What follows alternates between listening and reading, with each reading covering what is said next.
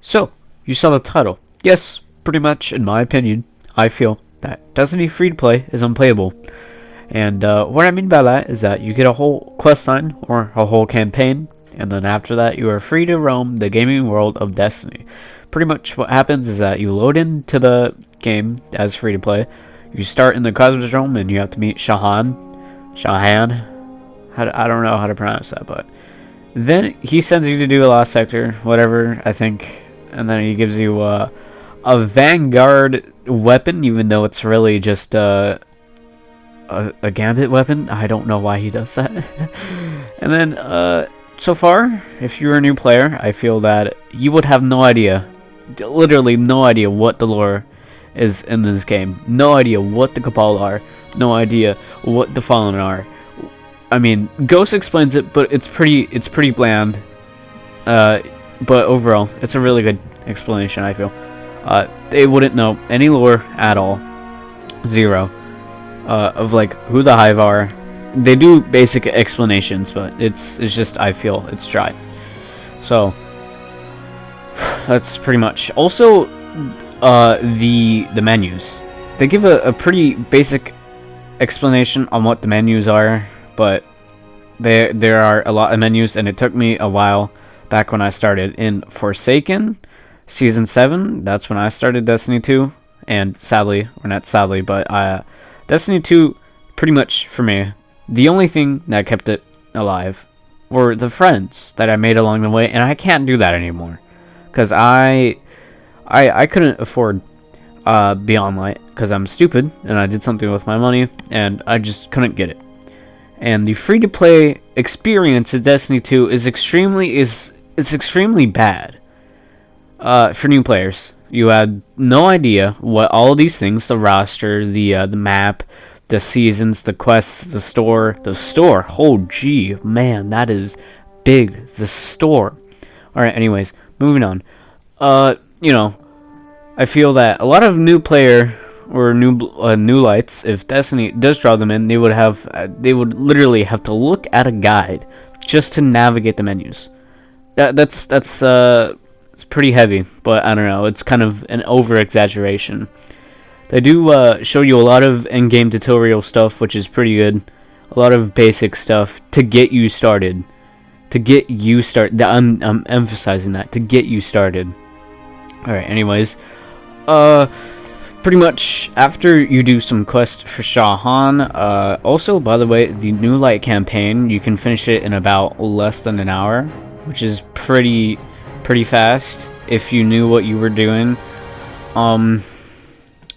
So pretty much you have Cold Boot, which is just the Last Array mission from Destiny 1, a reused asset, but it was pretty cool as a D1 player for me to see the Last Array away. Jeez, man, I'm bad at that. The last array in Destiny 2. Yeah, that was pretty cool, and it's pretty good for New Light players to experience that as well.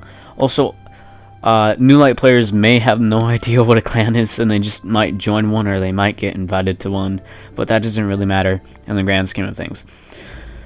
Then you do a mission, Vendetta, which is pretty cool. You do stuff in it, it's not too complicated. Then you get to the tower, and then you meet Zavala and the rest of the vendors, like Shax, Gambit Boy, Mr. Drifter Boy, Ikora, Hawthorne, and Lewis.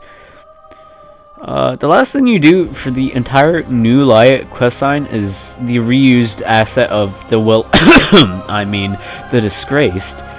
Overall, I would say, yes, this is a good way to have players come into Destiny and get drawn in, really get, if they do like it, if they like bounty simulators for MMOs, as well as the artifacts for the Power Light bonus, and all these champions and stuff, and the Nightfalls, that I would say this is a great way to get them started if they want to buy more DLCs to see more of this game and see what is to see what there is in this game.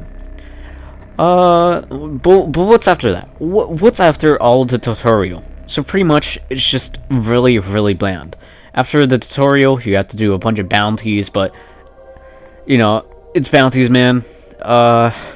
well, yeah, bounties and PvP and raids. Oh wait, raids, you can't do any raids. The raids are behind locked paywalls, of course. It's free to play after all.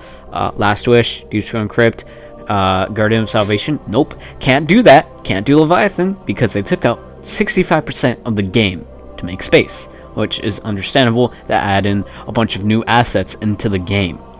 So the end game for free to play is useless. The only thing that you can do for end game activities is trials, and of course trials is going to be extremely hard for free to play players. I mean, you have a bunch of other exotics that are locked behind paywalls for Forsaken, Shadowkeep, and Beyond Light, like Cloud Strike, Ace of Spades, Lord of Wolves, Trinity Ghoul, Malfeasance, Hawkmoon.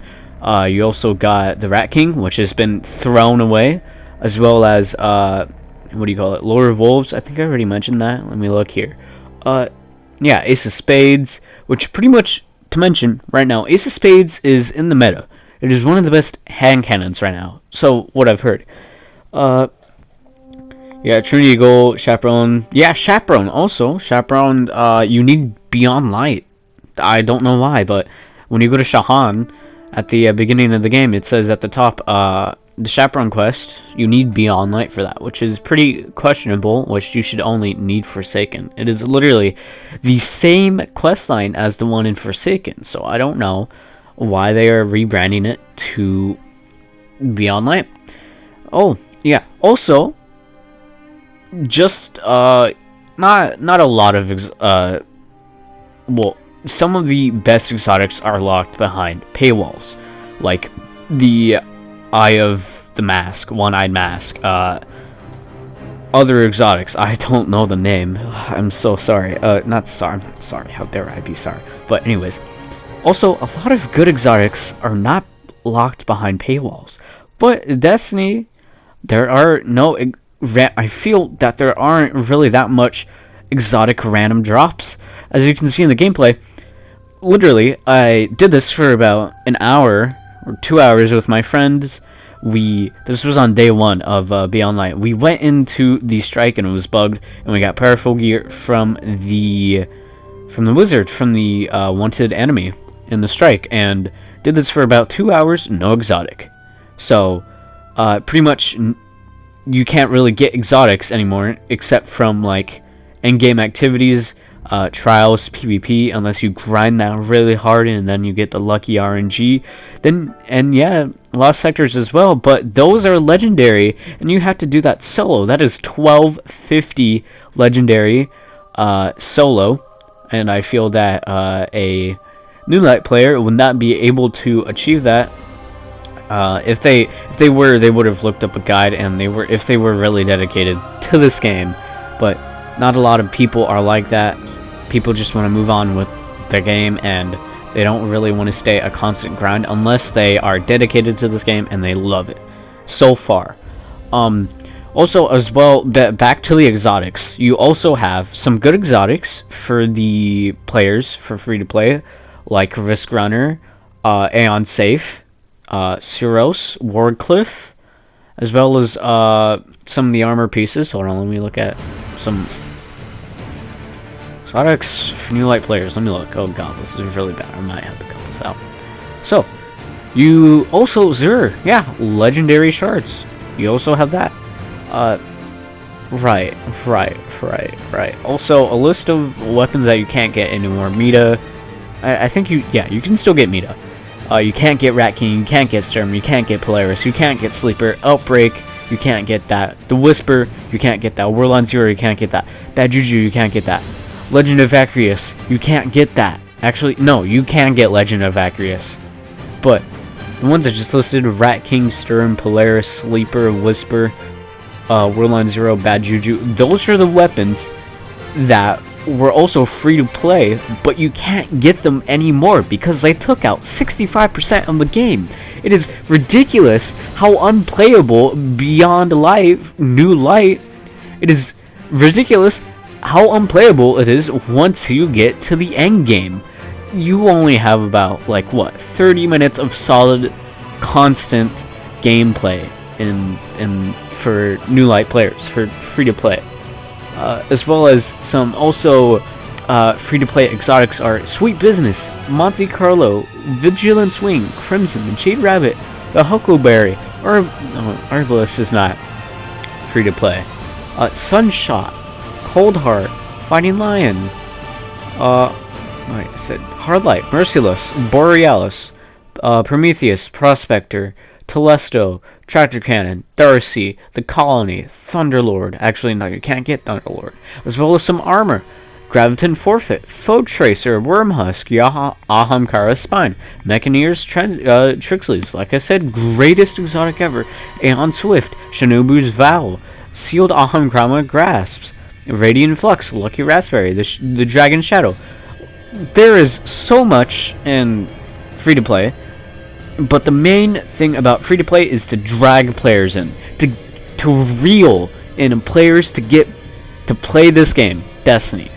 Destiny's is going through a rough time. It's very unstable content-wise. It's very dry at the moment, especially with the Dawning having to almost fail the event, having Bungie to step in to triple the Dawning essence just to not fail the event because people were lacking.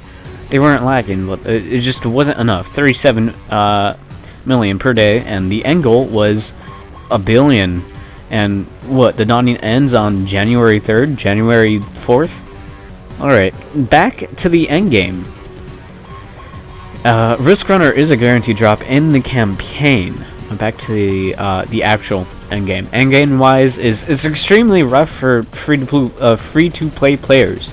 Trials and PvP I feel are the only thing that is endgame, but Trials and PvP is going to be extremely hard, especially with stasis and a lot of the weapons that you can't get with the free to play experience. You can't get Ace's Page, you can't get Hot Moon, but you do have Xenoclass. You do have the great shotgun that drops from every strike. You also have a Dord. You can get a Dord, but also after a Dord, it's just extremely easy to get.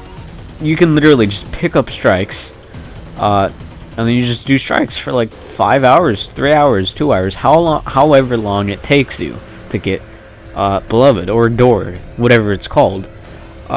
Yeah, also in Iron Banner and Trials, you're gonna be severely underlight because as you can see on the gameplay here, I was only leveling up just by a little bit because we were doing that one glitch that was on day 1. I had not done any of the campaign, mostly because I couldn't do the campaign because I didn't have Be Online. See, I was only 1,109, while my friends were 1,120, 20 something, 25, 26, 27. It's extremely harder to level up in the free-to-play player. It is extremely hard, and the only end-game activity that is free for players are Trials and Iron Banner, which you can't pretty much do because of the light level restrictions. Pretty much, so you don't, yeah, the end game is just bad overall. You don't have Deepstone Crypt, you don't have Last Wish, and you don't have Goss Garden. You can't do any raids, so pretty much that's it. What Bungo is trying to do is, by locking all the stuff behind a paywall, that's a 5-head move. Literally, best move they could make. To get them to buy the DLCs and try it out. Also, I did some math, which if you get the upgrade edition, which includes Shadowkeep and Forsaken, which is $50, but you also have to buy Be Online, which is about $40.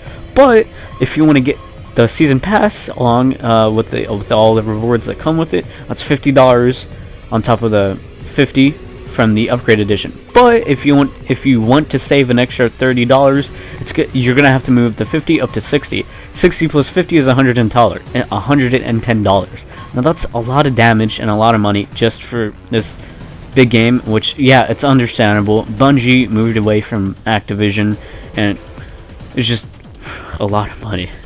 Alright, well, I hope this made no sense, and good night, lads. I hope you enjoyed this rather bad video. This is part 1 to a series I'm making on how bad I feel Destiny can be sometimes. And you know, they could do a lot of stuff better. I get that there is a global pandemic going on, a lot of stuff going on in the world right now. Especially, it's crazy, especially with Christmas coming up, all the families and stuff. But you know, I think Destiny, my opinion, it will always hold a special place in my heart. I love Destiny. Been playing it since Taken King came out. I love it, but it just feels that something has changed. They took a lot out of the game, and they could do so much better if they just, I don't know. Nothing at this point I feel can save Destiny, but I'm not going to say anything because Curse of Osiris is a thing and it's still going on. So I don't have very high expectations. Will I be going back to Destiny? Probably not. Why? Because it's not fun anymore. It's just become a chore. If there were more things, more in-game activities like the raids, you could, yeah, I would play it more. I would actually start to play it and enjoy it if I was getting ready to actually level up and get ready for the raids. It's just a chore, like Charlie said. All right, pretty much end of video. Goodbye. Later.